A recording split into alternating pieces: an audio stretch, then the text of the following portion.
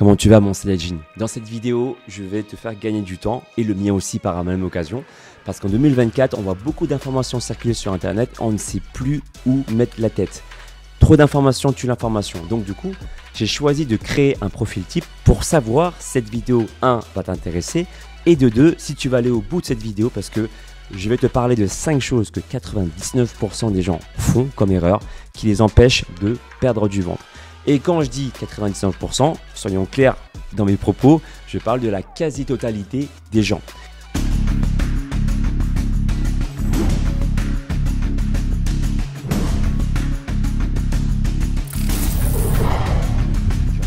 Parce qu'on va parler aujourd'hui de choses inconscientes que j'ai envie de partager dans cette vidéo, qui sont des cas concrets des personnes que je suis, ce sont mes élèves.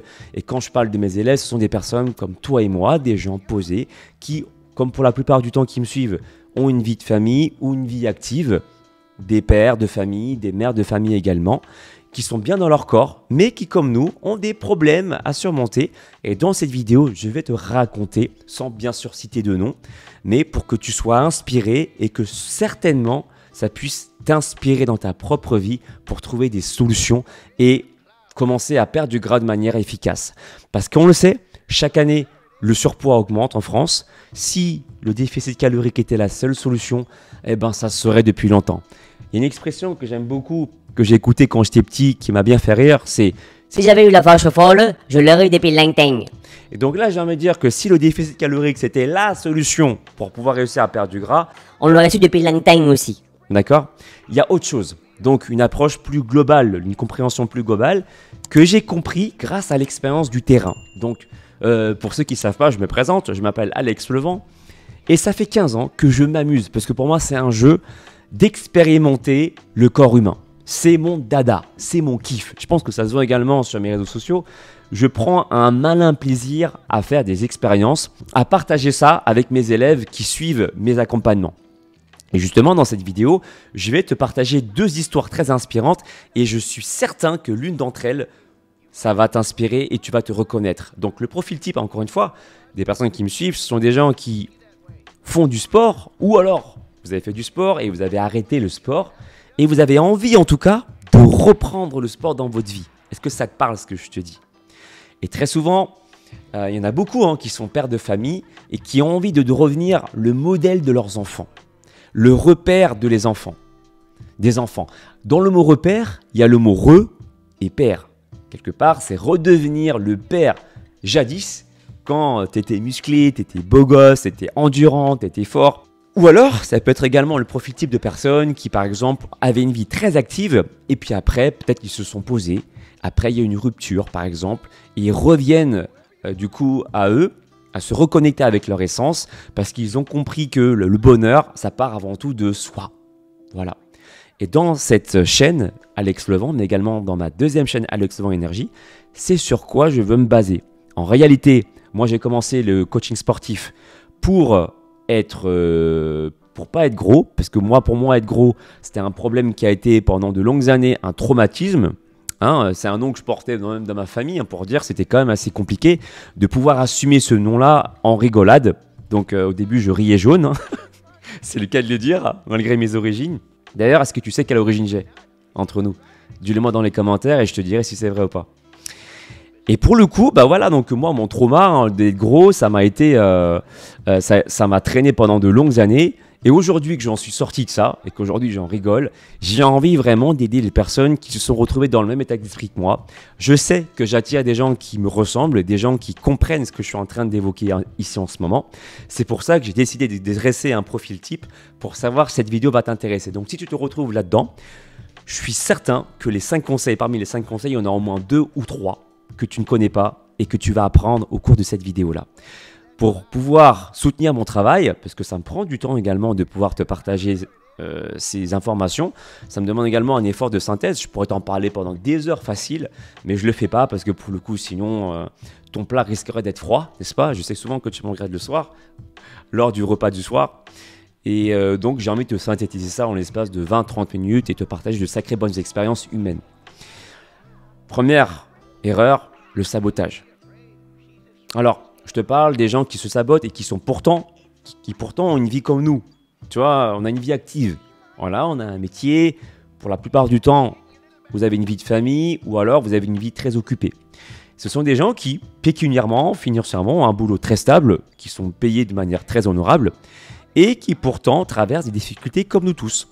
Et ce sont ces gens-là, en fait, qui m'ont inspiré à créer justement ces vidéos-là. Alors bien sûr, ce sont mes élèves, donc du coup, je garderai leur anonymat parfaitement. L'idée étant simplement de partager, d'inspirer des gens, mais pas de rentrer en détail sur la vie privée des gens. D'accord ? Cette personne, je vais la surnommer, donc j'en ai 2 histoires à te raconter. Cette personne s'appellera Vegeta. Non, Goku. Parce que Goku, il a la main sur le cœur. Vegeta aussi, mais on en parlera. Mais Goku, particulièrement, il dégage plutôt cette énergie de cœur pur. D'ailleurs, on croyait que pour devenir un Super Saiyan, il fallait avoir le cœur pur. Vegeta a prouvé l'inverse. Bon, on va prendre l'exemple de Goku, celui qui a le cœur pur. Goku, c'est quelqu'un, donc c'est un de mes élèves, c'est quelqu'un de généreux, voire même de trop généreux parfois. Et le problème des gens trop généreux, je pense que ceux qui sont dans ce cas-là, vous allez vous reconnaître, c'est que on donne beaucoup, voire même beaucoup trop. Et on a tendance à s'oublier. Je le sais parce que moi-même, pendant de longues années, j'étais comme ça. À donner, donner, donner, limite à s'oublier soi. Et quand on s'oublie soi, qu'est-ce qui se passe ? Au bout d'un moment, on oublie de s'estimer. Et quand on s'oublie de s'estimer, c'est logique, il y a une baisse d'estime pour le coup, parce qu'on ne s'occupe pas assez de soi. S'il y a une baisse d'estime, ça veut dire que quelque part, on va se sous-grader, se rétrograder tout seul. Et on se sabote. Qu'est-ce qui s'est passé pour Goku ?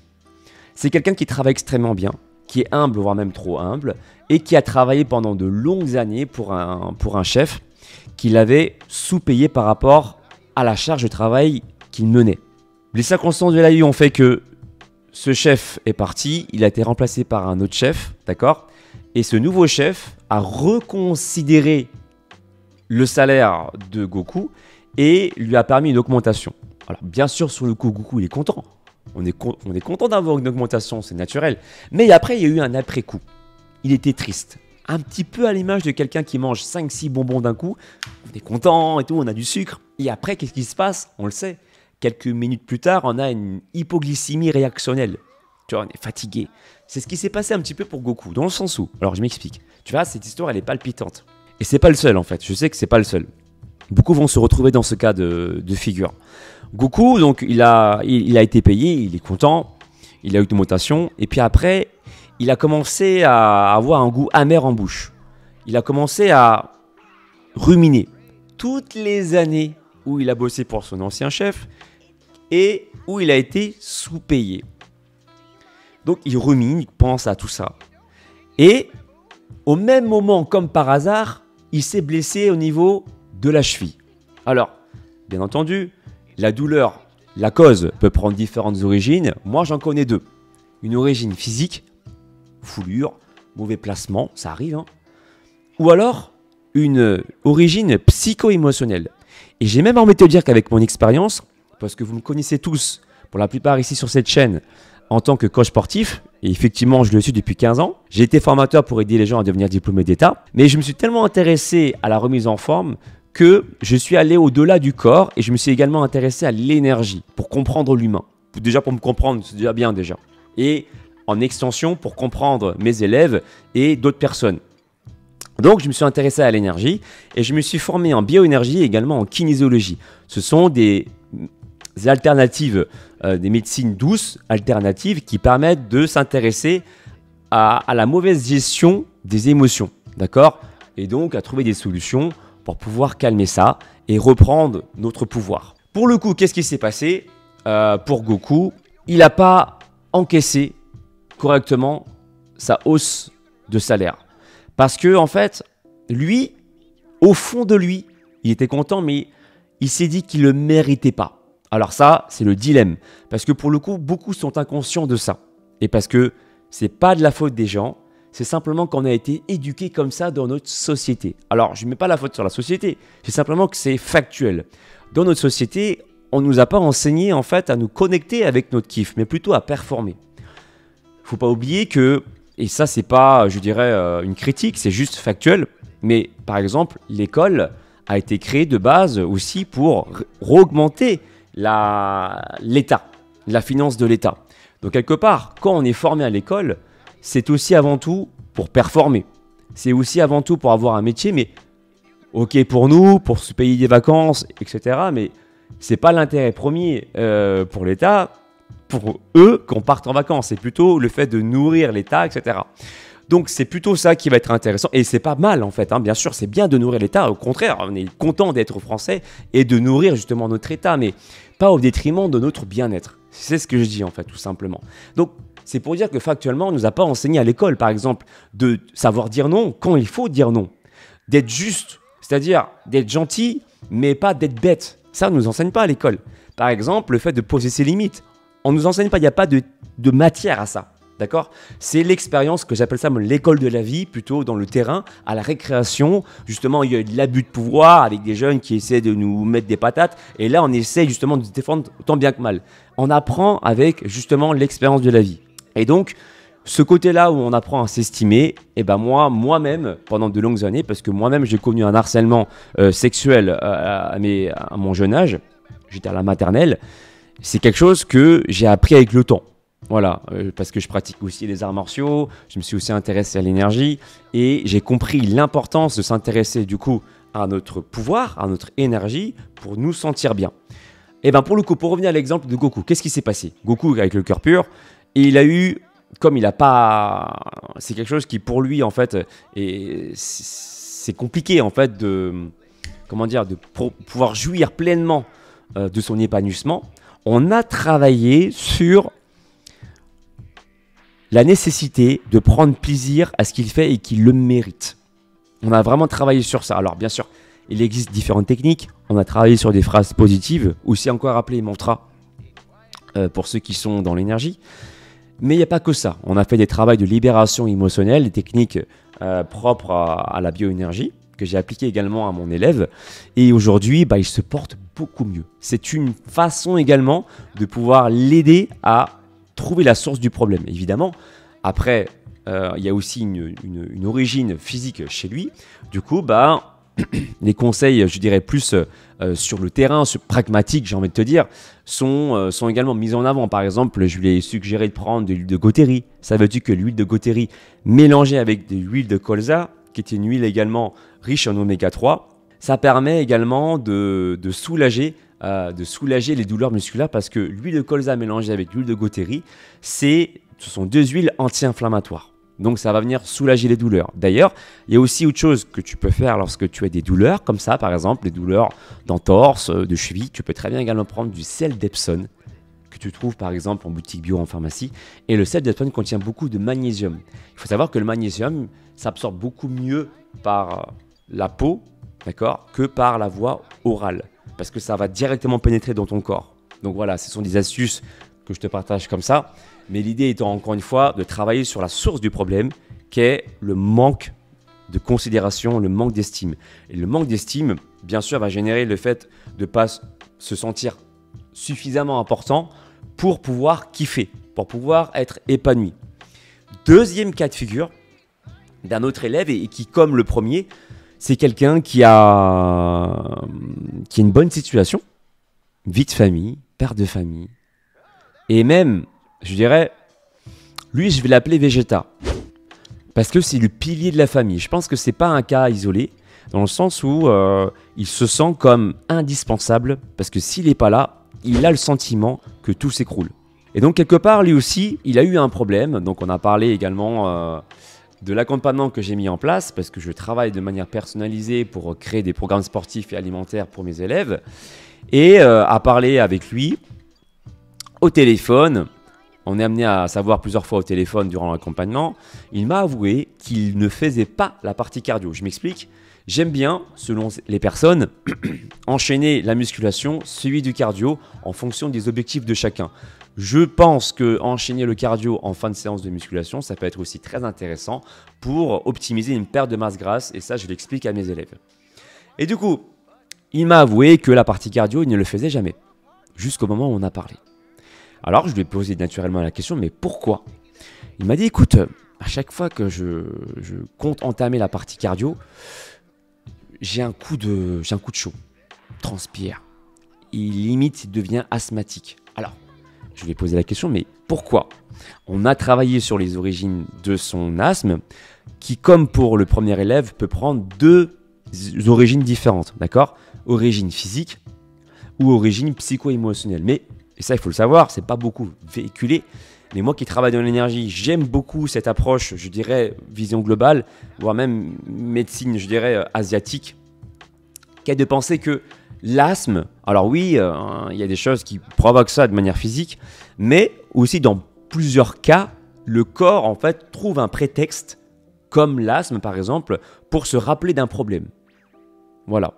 Moi par exemple, j'ai traité mon problème de pollen, alors bien sûr, à pourcentage encore réduit, j'en ai encore un petit peu, mais moi j'ai appris que j'avais du pollen parce que j'ai eu un choc émotionnel et mon corps avait besoin d'un repère comme d'une signature et ça a été le pollen pour moi. Voilà. Et donc ça a associé le choc émotionnel avec le pollen. Donc à chaque fois que j'avais une émotion qui me rappelait le choc émotionnel, comme par hasard le pollen revenait. Tu as vu comme quoi le corps, comment il est bien fait? C'est pas tout le temps le cas, mais ça peut être le cas, ça il faut le savoir. Le corps, il est vraiment, c'est une machine, il est bien programmé. Et donc c'est comme une programmation quelque part. Voilà, il avait besoin d'un repère physique pour pouvoir prétexter justement un choc émotionnel. Et bien pour l'asthme, ça peut être aussi les personnes. C'est l'une des conséquences, c'est pas la seule évidemment, mais une des conséquences du manque de considération, du manque d'épanouissement personnel, dans le sens où on ne peut pas respirer à pleine bronche la vie. Alors la notion exacte, je l'ai noté ici, c'est qu'on s'empêche de prendre sa liberté à pleine bouffée. Voilà. Et donc, quelque part, de ne pas s'épanouir totalement. C'est un petit peu comme pour mon premier élève où on ne va pas s'accorder le droit d'être dans le bonheur, ni dans la liberté d'être. Voilà le terme que je cherchais, c'est celui-ci.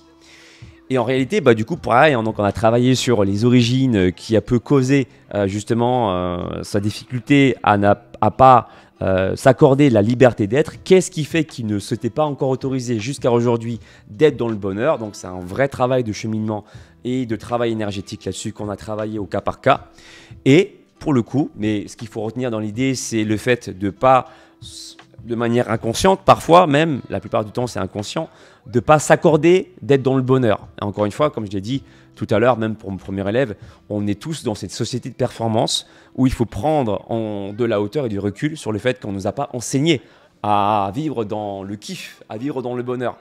Et c'est pourquoi, en fait, j'ai envie de véhiculer ça, simplement pour ceux qui me comprennent et qui écoutent cette vidéo, de se rendre compte de ça, que parfois, on est amené à plus performer qu'à kiffer. Et il n'y a aucun problème à performer. Moi, j'adore la performance, mais pas au détriment du kiff, jamais. Sinon, on est dans le déséquilibre et ça cause des problèmes. Et du coup, pour te dire à quel point l'esprit, c'est important, et je mets en avant ça dans mes accompagnements, on a travaillé sur... on appelle ça une différente perception de l'asthme. Pour le coup, c'est quelqu'un qui, je lui ai proposé de s'offrir un peu de douceur dans sa vie, dans sa vision. Donc on a fait un travail de visualisation ensemble. Et donc, il avait l'image d'un rocher, mais bien dur, avec aucune fleur. Enfin voilà, je lui ai apporté de la verdure, des plantes qu'il aimait. Et pour le coup, je lui ai suggéré d'acheter un parfum qui rappelle une plante qu'il aime respirer, avant même d'effectuer la séance cardio. Et de dire que la séance cardio, c'est le fait de respirer en fait. De prendre une grosse bouffée d'air, ce qui l'empêche aujourd'hui de faire. D'accord? Et c'est ça qui, juste avant l'appel, s'était empêché de faire. D'éviter de prendre des grandes bouffées d'air. De ne pas s'autoriser à prendre des grandes bouffées d'air. Et donc, à chaque fois maintenant qu'il pratique une séance de cardio, il a son petit parfum et il associe le cardio à quelque chose de positif. Et donc ça, c'est changer une perception. Moi, je ne suis pas un magicien. Je ne change pas justement les gens avec qui on bosse. Je ne change pas du coup les relations qui sont, je dirais, stressantes. En revanche, je change une perception qu'on a d'une situation.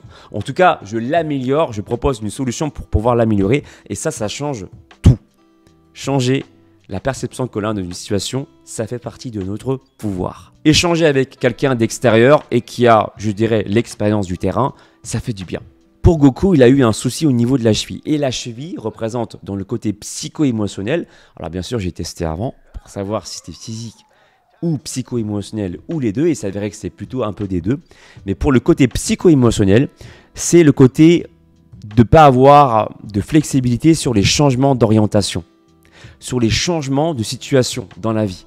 Et c'est un peu comme s'il n'avait pas encaissé, il n'avait pas accueilli le fait qu'il s'est senti reconsidéré. Il n'a pas l'habitude de ça. On a l'habitude de, on va dire, d'utiliser ses performances, de dire fais, entre guillemets, tais-toi et réclame pas, quoi.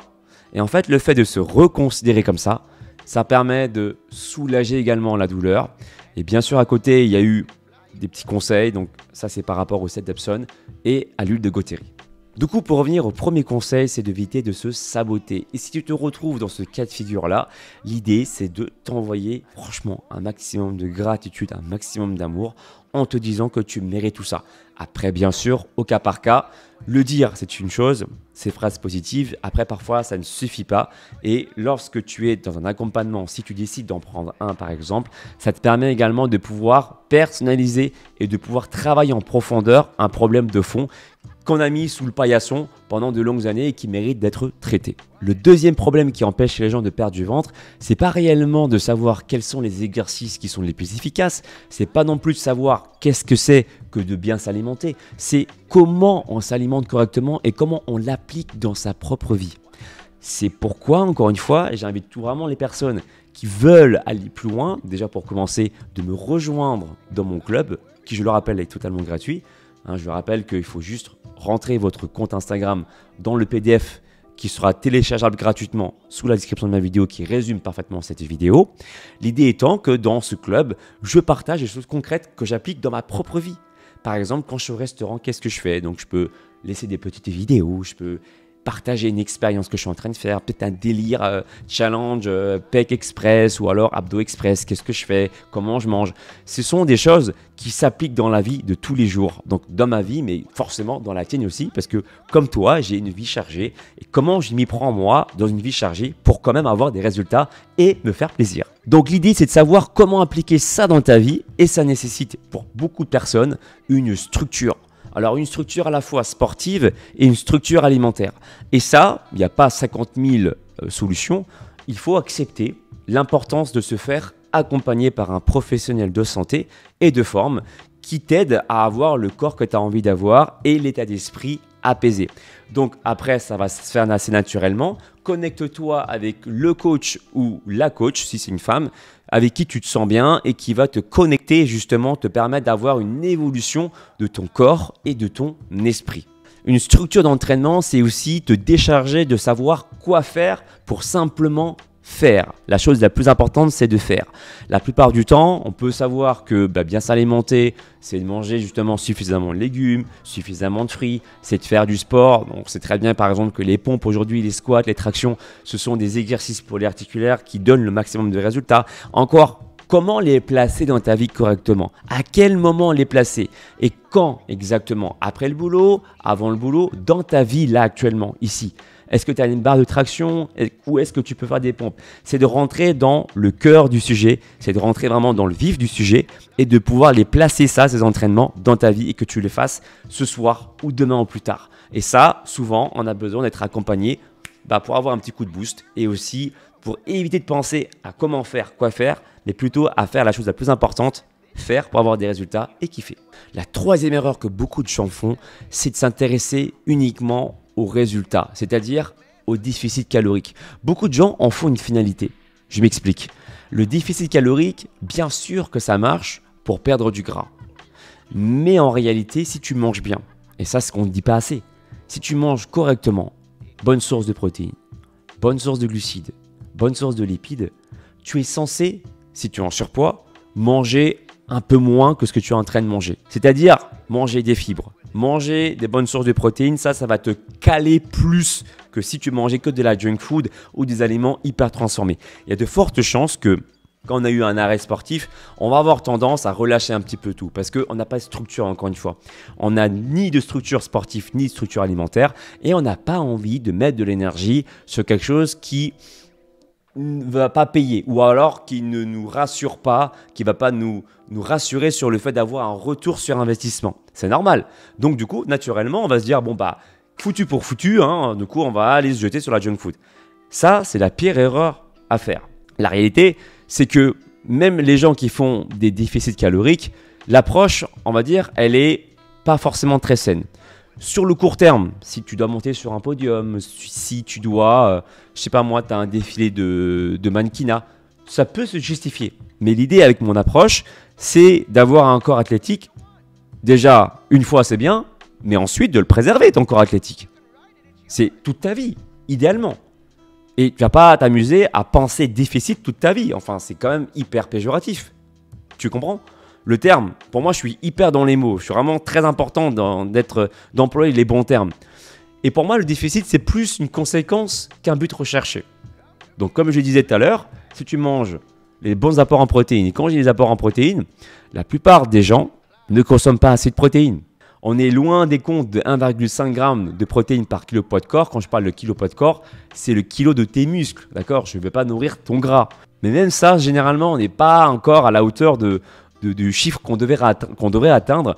Et quand tu n'atteins pas le chiffre idéal en protéines, ça a plusieurs conséquences sur ton métabolisme. Ça a tendance à le ralentir. Ça a tendance également à augmenter également le taux de cortisol parce que pour le coup, ton métabolisme, il est au ralenti. Ça te stresse. Et ça ne te permet pas également de dépenser beaucoup d'énergie parce que ton métabolisme, quelque part, il n'est pas optimal de base. De même pour les lipides, très souvent, en fait, on va avoir tendance à ne pas consommer assez, croyant que c'est l'ennemi à abattre, le gras. Non, le gras, il est important. Alors bien sûr, je ne parle pas du gras hyper transformé, de gras trans, qu'on peut retrouver par exemple dans les produits très transformés comme les chips par exemple, mais je parle du bon gras, comme par exemple, on en parle souvent avec mon ami Damien, médecin spécialiste en micronutrition, on parle des oméga 3, de l'huile d'olive, des bonnes graisses en fait qui permettent les sardines, les poissons par exemple, qu'on trouve vraiment dans le macro, qui sont bonnes pour le corps et qui permettent d'autant plus la libération du gras qu'on appelle la lipolyse. Et la plupart du temps, dans les repas, je dirais, français, on a tendance à consommer plus de glucides que de protéines et de gras. Hein, ça se répercute souvent lorsqu'on va manger dans certains restaurants. Qui a beaucoup plus de riz, de pâtes, de pain. Je ne dis pas que le riz et les pâtes de pain sont les ennemis à abattre. Encore une fois, c'est pas tout blanc, tout noir. Avec moi, c'est plutôt gris la réalité. Mais est-ce qu'on mérite vraiment cet apport quantitatif de riz, de pâtes, de pain? Et souvent, on en consomme beaucoup trop par rapport à nos dépenses. C'est plus le déséquilibre, moi, qui me dérange que le fait que l'aliment soit dérangeant en lui-même. D'accord ? Moi, par exemple, je consomme également de temps en temps, effectivement, du riz, des pâtes, du pain. Mais parce que du coup, à côté, j'ai une activité physique régulière et parce que pour le coup, j'optimise au maximum ça. Donc, le côté sportif et le côté alimentaire, les deux sont équilibrés. Par exemple, j'en connais beaucoup qui pratiquent notamment le jeûne intermittent et qui ne pratiquent pas le sport à côté et qui vont dire qu'ils ne vont pas avoir de résultats. C'est normal parce que pendant que tu pratiques le jeûne intermittent, donc aussi appelé le fasting, tu libères des hormones, d'accord, les catécholamines, qui libèrent le gras dans le sang. Le truc, c'est que si tu ne dépenses pas d'énergie, si tu n'engages pas tes muscles, le gras qui est libéré dans le sang, dans le but de produire de l'énergie pour tes muscles normalement, bah, il sera restocké. Ça va revenir, si tu veux, dans les réserves. Hein, un peu comme si un gosse il sort de sa chambre, il n'y a personne, il va revenir dormir dans sa chambre. C'est exactement pareil, d'accord, au lieu d'aller jouer avec des gens. Donc du coup, le petit gosse, il retourne dans sa chambre, tu as compris, hein, ton gras, il va revenir dans ses cellules adipeuses, dans les adipocytes, et il va se coucher. C'est pareil. C'est pourquoi, en fait, pratiquer le jeûne intermittent plus le sport, c'est ça qui va être efficace, et encore faut-il savoir pratiquer les bons exercices, encore faut-il savoir jeûner le nombre d'heures correctes par rapport à son métabolisme, par rapport à ses envies, par rapport à sa capacité de rester à jeun. Bref, c'est une bible tout ça. Et donc, je suis content de savoir qu'il y a des gens qui sont très débrouillards, très indépendants dans l'esprit, et ils s'en sortent très très bien. Et la plupart du temps, ce sont ceux qui sont passionnés, ce sont ceux qui se cultivent assez régulièrement, mais on n'est pas tous nés avec cette capacité et cette envie non plus, et ce temps de vouloir investir autant d'énergie dans l'apprentissage seul. Donc encore une fois, d'où l'importance d'accepter de se faire accompagner quand on ne sait pas comment s'y prendre. Parce que sinon, on se concentre sur quoi faire et on ne fait pas, tout simplement. D'ailleurs, si tu veux en savoir un peu plus sur la pratique du jeûne intermittent, j'en ai créé une masterclass et celle-ci sera disponible dans la description de ma vidéo. En ce qui concerne les apports en lipides, c'est 1 g de lipides par kilo poids de corps. Encore une fois, kilo poids de corps par rapport à tes muscles et pas par rapport à ton gras. Et les glucides, ça dépend. Voilà, c'est au cas par cas. C'est en fonction de ton métabolisme. Si tu ne consommes pas assez, les signes sont souvent, par exemple, tu es frileux, tu peux avoir froid pour rien. Ça, c'est souvent le signe que tu ne manges pas assez de glucides. Donc, généralement, on se rapproche plutôt des 2 g de glucides par kilo poids de corps désiré par rapport à ton poids de forme.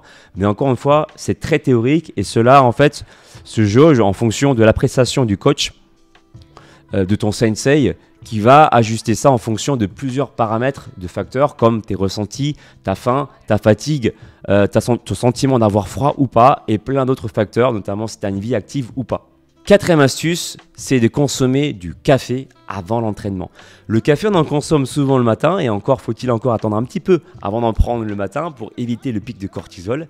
Mais l'idée, effectivement, quand tu prends ton café avant l'entraînement, ça peut être très intéressant. C'est un pré-workout tout à fait naturel qui permet de sécréter les catécholamines. Ce sont des substances qui jouent le rôle d'hormones, qui permettent de libérer du gras pendant ta séance de musculation. Et il y a aussi des compléments alimentaires sous forme de brûleurs de graisse qui sont très intéressants. Mais dans le marché, il y a tout et n'importe quoi.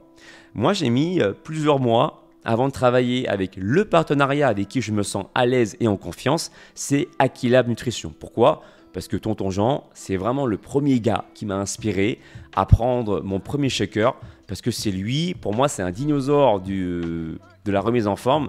C'est la première personne que j'avais regardée sur YouTube, sur son ancienne chaîne ex-All Musculation, et qui m'a donné confiance et qui m'a bien expliqué pourquoi c'était intéressant de prendre des compléments alimentaires pour avoir des résultats, notamment la protéine, sous forme de bêta-protéines sur Aquilab Nutrition et de whey native. D'ailleurs, pour ceux qui ne sont pas contre l'idée d'économiser de l'argent, tu as mon code LEVENT pour pouvoir en bénéficier également. Le Fat Burner de chez Aquilab Nutrition, je le trouve hyper intéressant parce qu'il a un dosage actif. Dosage actif, ça veut dire que c'est ni trop dosé, ni pas assez. D'ailleurs, les recommandations se basent sur des données scientifiques pour avoir la dose optimale pour la réaction du corps brûleur de graisse. Tu vois, si tu n'en as pas assez, forcément, tu libéreras pas assez le gras. Si tu en as trop, ça peut, à l'inverse, te fatiguer. Donc là, l'idée, c'est que ce qui est bien avec le Fat Burner de chez Aquilab Nutrition, c'est qu'il y a des laboratoires indépendants qui font des comptes rendus assez régulièrement que tu pourras retrouver sur le site Aquilab Nutrition et qui, en fait, te montrent tout ce qu'ils font. Il y a un traçage écrit, il n'y a rien qui est caché et je trouve ça hyper bien. Des produits fabriqués en France, sans pesticides, sans dopage. Mon approche, en fait, tout simplement, naturelle, efficace au poids de corps. Donc, je te recommande Fat Burner qui contient de la L-carnitine pure, qui favorise du coup l'utilisation du gras comme source d'énergie, qui favorise du coup le passage des acides gras vers les mitochondries. Ce sont les unités centrales du corps pour produire de l'ATP, de l'adénosine triphosphate. Ça améliore ce processus d'utilisation du gras. Et donc, tu as mon code promo LEVENT si tu veux bénéficier de 10% sur toute la boutique Aquilab Nutrition. Et moi, je te recommande, si tu es végétarien, la bêta-protéine. Parce que la bêta-protéine, ça ne contient pas de lactose, ça ne contient pas non plus de gluten. Donc, pour ceux qui sont allergiques, et encore faut-il s'intéresser aux causes psycho-émotionnelles là-dessus aussi, ça peut être le cas. Mais voilà, déjà, ceux qui veulent en bénéficier sans lactose et sans gluten, il y a la bêta-protéine et aussi la whey native vanille qui est vraiment, vraiment, vraiment excellente. J'en ai mangé il n'y a pas plus tard qu'il y a 4 heures tout à l'heure avec une bonne crêpe. J'ai mis un petit peu de lait d'amande intense, c'est trop bon. J'ai mélangé avec 2 scoops de whey isolate native de chez Aquilab Nutrition. Tu mets ça dans ta crêpe, tu mets ça, tu chauffes un petit peu. Franchement, c'est un délice. Avec un petit peu de miel, on a l'impression de prendre du régilet, mais du bon régilet, bonne santé. Pas trop sucré, sucre naturel, trop bon. Et enfin, le dernier conseil, très souvent sous-estimé, c'est le fait de prendre son temps pour méditer ou de faire au moins un retour au calme après une séance de musculation. En réalité, je te parle de méditation, mais si tu fais une séance de musculation et tu es à fond, tu kiffes la séance, tu sais, on ne le dit pas assez, mais c'est aussi une forme de méditation. Et pour moi, méditer, c'est ni plus ni moins, c'est pas avoir une plume forcément sur la tête, faire des trucs chelous, c'est simplement être dans un état où tu es dans ta bulle, rien ne t'atteint, tu es imperturbable, tu es dans ton kiff. Le temps, en fait, il circule de manière totalement étrange autour de toi, tu t'en fous parce que tu es dans ton mood, tu es à fond dans ce que tu fais et le temps, souvent, il passe hyper vite. Là, on peut dire que tu es dans un état de flow, un état méditatif en réalité. Mais pour que tu atteignes ce stade, il faut prendre plaisir à faire de la musculation et ça s'apprend. Ça s'apprend. Ce n'est pas parce qu'à l'école, on ne nous a pas enseigné ça que c'est trop tard une fois que tu es adulte. Non, au contraire. L'adulte doit tenir la main de notre enfant intérieur et lui montrer justement, enfin l'enfant sait où il faut aller, mais c'est l'adulte, parce que du coup tu as des muscles, maintenant tu es mature, c'est à lui justement de rassurer ton enfant. Et donc c'est comme ça qu'on sera dans le bonheur, dans le côté où en fait on va prendre du plaisir. Voilà, l'enfant sait le faire, on va juste écouter la voix de notre enfant.